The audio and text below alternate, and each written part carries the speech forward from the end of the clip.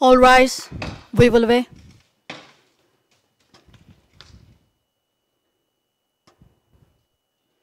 The International Criminal Court is now in session. Ludenzel Corp now International, 8 of word. Please be seated. Voivodeswa.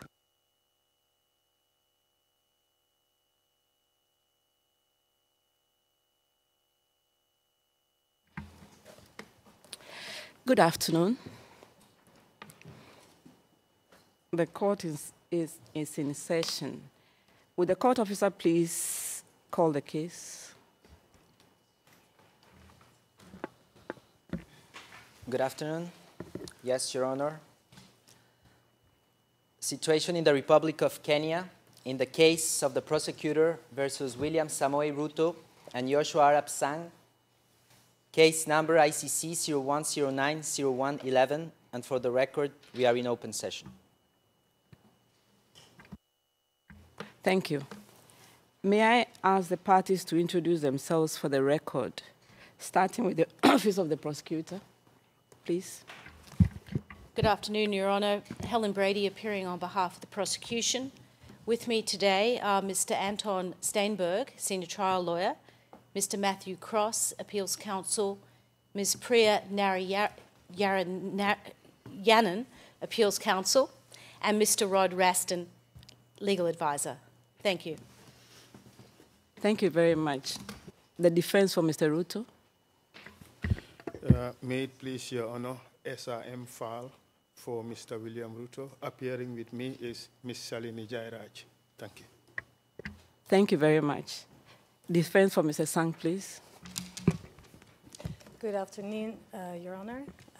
Caroline Buisman, representing Joshua Arap Sang, who's not here with us today, but I'm with Joël Bozek and Mariange Ukugize. Thank you very much. Today, the Appeals Chamber is delivering its judgment in the appeals by Mr. Ruto and Mr. Sang against the decision of Trial Chamber 5A entitled Decision on Prosecutor's Application for Witness Summonses and Resulting Request for State Party Cooperation. The decision was rendered on the 17th of April, 2014. In today's summary, I'll refer to this decision as the impugned decision. I shall now summarize the Appeals Chamber's judgment, which was taken unanimously. Please note that only the judgment is the authoritative version, and this will be notified to the parties shortly after this session. This summary is not authoritative. I shall start with the procedural background. The present appeals arose from requests by the prosecutor first filed in November last year before Trial Chamber 5A to issue summonses to witnesses to appear either before the court sitting in situ or by way of a video link, and to request Kenya to cooperate in enforcing these summonses, if necessary, by way of compelling the witnesses to appear. Following extensive litigation before the Trial Chamber, it rendered on the 17th of April 2014 the impugned decision. It decided by majority, Judge Herrera Kabucha dissenting, to grant the prosecutor's request in respect of 8 witnesses. Following request by the defense on the 23rd of May 2014, the Trial Chamber granted Mr. Ruto's and Mr. Sang's leave to appeal the impugned decision on 2 issues, namely, 1, whether a chamber has a power to compel the testimony of witnesses, and 2, whether Kenya, a state party to the Rome Statute, is under an obligation to cooperate with the court to serve summonses and assist in compelling the appearance of witnesses subject to a subpoena. In relation to the ensuing proceedings before the Appeals Chamber, it is convenient to recall that the Appeals Chamber rejected a request that the appeal should have a suspensive effect. On the 10th of June 2014, the Appeals Chamber granted Kenya's request for leave to make observations under Rule 103 of the Rules of Procedure and Evidence, which it filed. In addition, on the 14th of July 2014, Kenya filed a clarification to its submissions. In response to this clarification, the prosecutor urged the appeals chamber not to allow them. I shall now turn to the merits of the present appeals. As I have mentioned, the present appeals arise from requests by the prosecutor that the trial chamber order witnesses to appear to give testimony in Kenya, either before the trial chamber sitting in situ or by way of a video link. In the impugned decision, the trial chamber ordered the witnesses' consent to appear before the court in the manner sought by the prosecutor and requested Kenya to facilitate their appearance by way of compulsory measures as necessary. In making these orders, the trial chamber primarily relied on the doctrine of inherent or implied powers, principles of customary international criminal procedural law, and the rule of good faith. The trial chamber also referred to the applicable provisions of the statute, namely Article 64(6)b of the statute regarding the power to compel a witness to appear before the court, and 2, Article 93(1)e and L of the statute regarding Kenya's obligation to cooperate in respect of enforcement of summons. The two main issues before the appeals chamber were whether the trial chamber has a power to compel the appearance of witnesses, and 2, whether Kenya is under an obligation to cooperate with the court to serve summonses and assist in compelling the appearance of witnesses before the court. I shall now deal with the first issue, namely, whether the trial chamber has the power to compel the appearance of witnesses. Among the arguments raised by Mr. Ruto and Mr. Sang, the first aver that the trial chamber erred in resorting to the doctrine of implied powers and to customary international criminal procedure in relation to the issuance of summonses. In their opinion, this is incorrect because the question of compelling the appearance of a witness is expressly and comprehensively dealt with in the court's legal framework.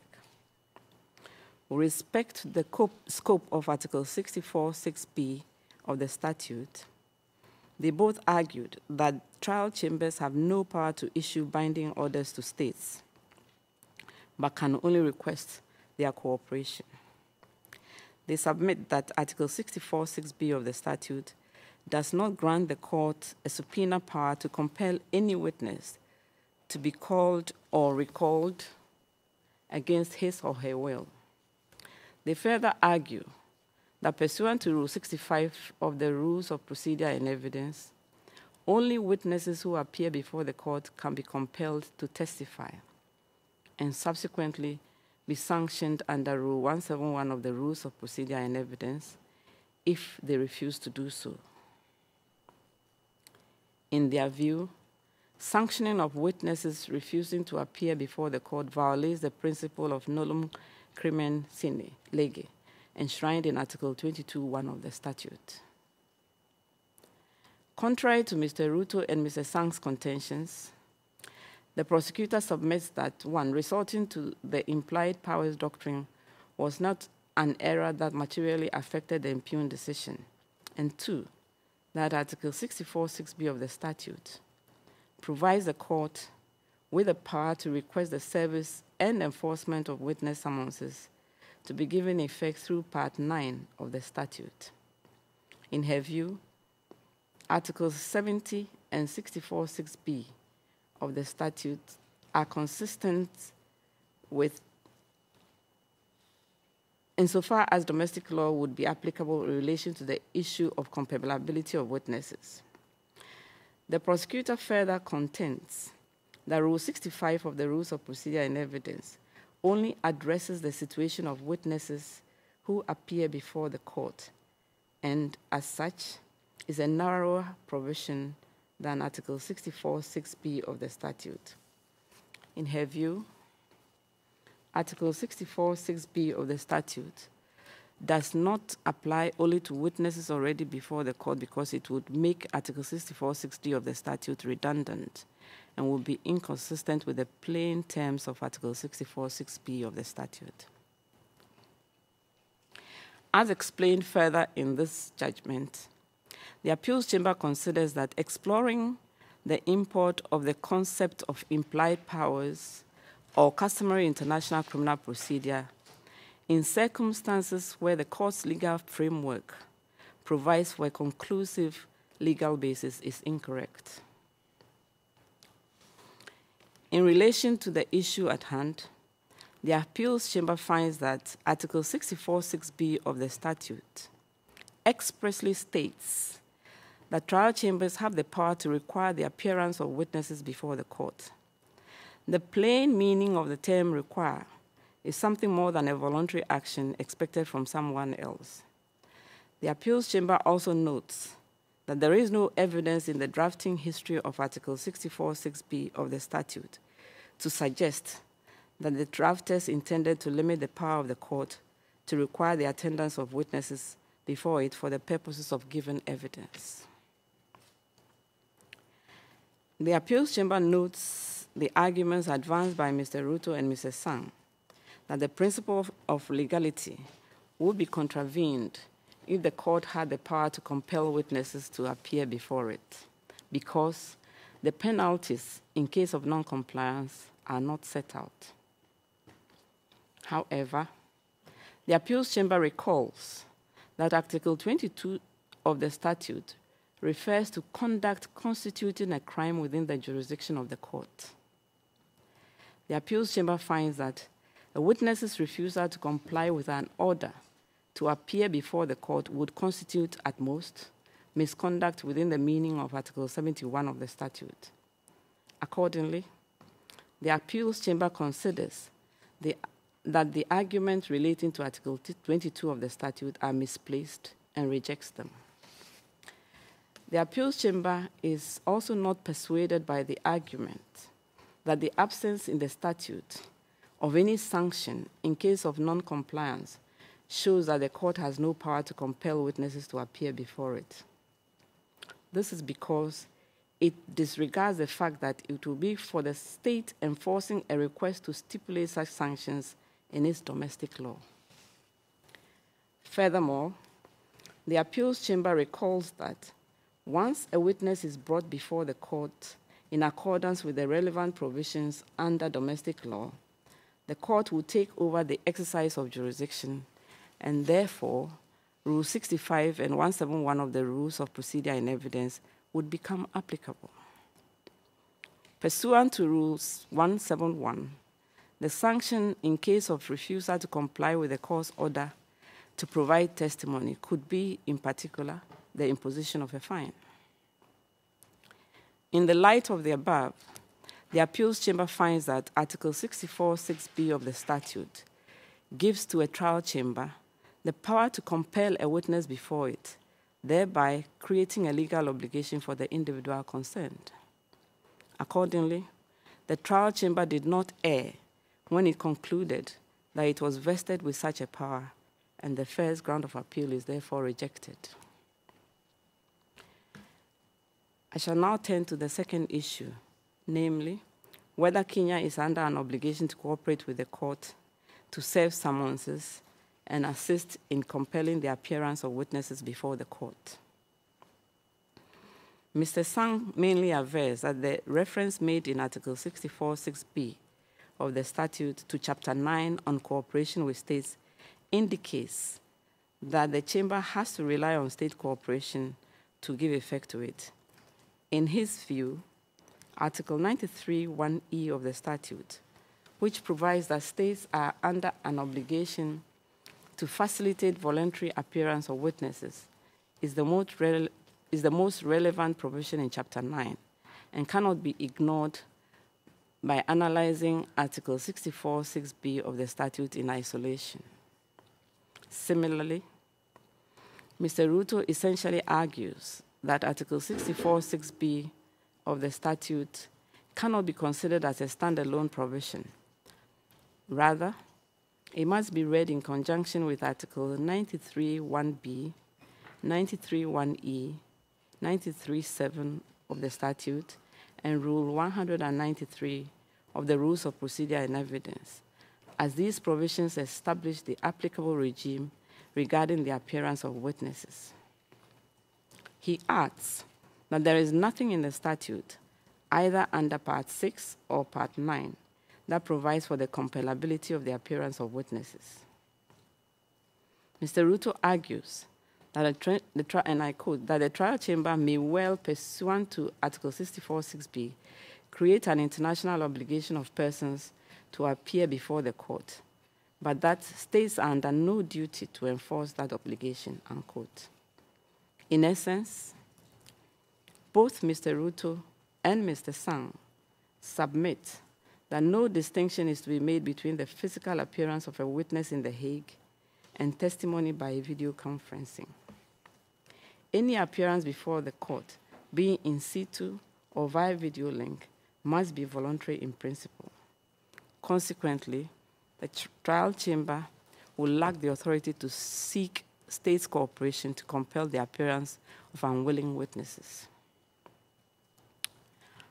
Mr. Ruto and Mr. Sang further aver that under its domestic law, Kenya is only required to serve court-issued summonses and facilitate the voluntary appearance of witnesses. They also interpret Section 86 of the Kenyan International Crime Act, which I shall refer to as the ICA, which implements Article 93(1)(d) of the statute, as only granting a chamber the power to request states to serve documents, including summonses to witnesses, rather than their enforcement. The prosecutor submits that the trial chamber correctly found that the provisions under Part 9 of the statute regarding international cooperation and judicial assistance, and I quote, give effect to the court's power under Article 64(6)(b) and do not detract from it, unquote. In the prosecutor's view, the argument advanced by Mr. Sang and Mr. Ruto that witness appearance at the court must be voluntary under Article 93(1)(e) of the statute is inconsistent with the plain text of the statute, as well as with its drafting history. She maintains that such a reading of Article 93(1)(e) of the statute would frustrate the intention behind Article 64(6)(b) of the statute by rendering the term required in that provision meaningless. The prosecutor further submits that Article 93(3) of the statute lends additional support to the obligation of a state to comply with requests made under Article 93(1)(l) of the statute, as the requested state is expected to promptly consult with the court if it cannot comply with such requests. The prosecution submits that Article 93(1)(b) of the statute could also constitute an alternative basis for the taking of evidence from a witness under oath, including testimony through state cooperation. The prosecution considers that the aforementioned provision empowers the court to request state cooperation for the implementation of the following two measures. One, the taking of evidence by a trial chamber sitting in situ, with recourse to domestic powers to compel witness attendance as necessary, and compelling the appearance of a witness at a location on the requested state's territory for the purpose of taking their testimony via video link. Regarding Kenya's domestic law, the prosecutor contends that the trial chamber correctly found that nothing in the ICA prohibits Kenya from cooperating with the court in the manner requested. To that effect, she argues that the ICA gives direct force of law to, inter alia, Article 64(6)(b), Article 93(1)(d), and Article 93(1)(l) of the statute. In Kenya's view, enforcing summons issued by the court will controvert multiple provisions of the Kenyan Constitution and law. Kenya submits that it is prepared to serve the witness summons called to testify. However, given its legislative framework, it has no obligation to assist in compelling the appearance of unwilling witnesses subject to a subpoena. The Appeals Chamber notes that the second issue under appeal comprises two separate questions, namely, 1, whether Kenya is under an obligation to cooperate with the court to serve summonses, and 2, whether Kenya is under an obligation to assist in compelling the appearance of witnesses before the court, sitting in situ or by way of video link. The Appeals Chamber finds that the first question is directly addressed by Article 93(1)(d) of the statute and Section 86 of the ICA. Accordingly, any further consideration on this question is not required, and the parties seem to agree that Kenya indeed has to serve the summonses upon the witnesses. Accordingly, the Appeals Chamber limits its further analysis to the question of whether Kenya is under an obligation to compel the witnesses to appear before the court in the way contemplated in the impugned decision, if they do not wish to do so voluntarily. In relation to the principle of voluntary appearance before the court, the Appeals Chamber is not persuaded by Mr. Ruto and Mr. Sang's argument that based on Article 93(1)(e) of the statute, state parties are obliged to cooperate with the court only in respect to voluntary appearance of witnesses before the court. In that regard, the drafting history of this provision shows that at issue in the negotiations in relation to that provision was whether the court should have the power to request state cooperation in relation to compelling a witness to travel internationally to the seat of the court. There is no indication that the drafters discarded the idea that the court may request a state party to compel a witness to appear before it when such appearance does not involve international travel.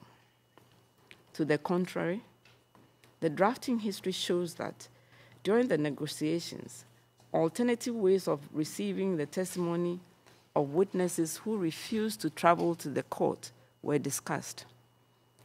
It was proposed that their testimony could be obtained through cooperation provided by the state of residence of the witness. I quote, "The requested state would use the means of compulsion allowed under its internal law and provide the International Criminal Court with a transcript of the examination and cross-examination," unquote. The possibility of receiving the testimony of a recalcitrant witness by way of video link was also proposed as an alternative. A further suggestion referred to the hearing of evidence by the court on the territory of the state of residence of the witness. Similarly, the Appeals Chamber is not persuaded by the argument that a principle of voluntary appearance can be derived from Article 93(7) of the statute. This is because the drafting history of Article 93, referred to above, indicates that the concern of states was related to the forcible international transfer of persons under their jurisdiction. The foregoing consideration explains why Article 93(7) of the statute also requires the consent of persons in custody when the court requests that they be transferred to appear before it in order to testify. Clearly, such transfer would involve international travel. Accordingly, there is no principle of voluntary appearance that will bar the type of cooperation sought by the impugned decision, as it does not involve international travel. The Appeals Chamber is equally not persuaded by the argument that previous jurisprudence of this court confirms the existence of a principle of voluntary appearance. The Chamber notes that when viewed in context, the relevant jurisprudence is ambiguous and does not provide any detailed reasoning from the relevant chamber. In any event, the Appeals Chamber recalls that, pursuant to Article 21(2) of the statute, it is in no way bound by previous decisions and findings of other chambers. In relation to the legal basis for the request for cooperation, the Appeals Chamber notes that the trial chamber relied on Article 93 1D and L of the statute to conclude that Kenya was under an obligation to serve summonses and assist in compelling witnesses to testify before the court. In relation to Article 93 1D of the statute, and in line with the arguments advanced by the parties in Kenya, the Appeals Chamber considered that this provision provides a legal basis for the service of summonses, but not for their enforcement. Accordingly, there is no need to consider that provision any further. In respect of the enforcement of the summonses, the Appeals Chamber finds that Article 93 1B of the statute provides the legal basis for the request for state cooperation made in the impugned decision. This is because the plain wording of the provision is not limited to the taking of evidence by domestic authorities, and therefore also covers the taking of evidence on a state party's territory, either by the court sitting in situ or by way of video link. In keeping with the lex specialis principle, it is therefore unnecessary to consider the general provision of Article 93 1L of the statute. In sum, the Appeals Chamber finds no error in the trial chamber's finding that Kenya is obliged to cooperate in compelling the appearance of witnesses before the court, either sitting in situ or by way of video link. For the reasons referred to, the Appeals Chamber determines that no appealable errors have been identified. The Appeals Chamber therefore confirms the impugned decision. This concludes my summary of the judgment. It only remains for me to thank the parties, the court officers, interpreters, and court reporters, and also our audience in the gallery. Thank you very much. The session is now closed. All rise. We will